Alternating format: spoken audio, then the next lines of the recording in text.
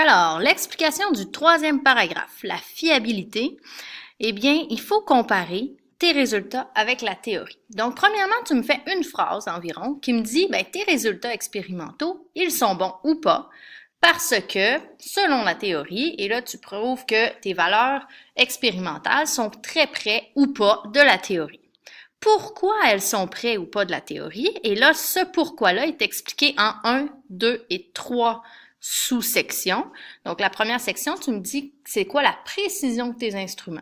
Donc, le fait que j'ai un thermomètre qui est gradué au degré Celsius, ben, ça enlève de la précision. Mes données peuvent pas être exactes parce que je ne sais pas si c'est 10,1 degrés Celsius ou 10,2 degrés Celsius. Alors, tu es capable d'expliquer pourquoi ton résultat expérimental est différent du résultat théorique. Deuxième section, donc il faut que tu me dises, par rapport à la quantité de données que tu as prises, est-ce que c'était suffisant pour avoir une bonne valeur expérimentale? Donc c'est sûr que si tu fais l'expérience une seule fois, puis c'est pas vraiment de votre faute, là, c'est vraiment par rapport au temps que vous avez en laboratoire, est-ce que c'est pertinent ou est-ce que ça aurait été plus précis d'en faire 10 et d'avoir une moyenne?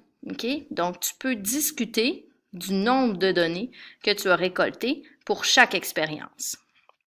Un témoin, fais attention, un témoin, ce n'est pas ton meilleur ami qui dit que tout est beau. Okay? Donc, un témoin, c'est un échantillon pour comparer ton résultat aux autres résultats que tu as obtenus dans ton laboratoire.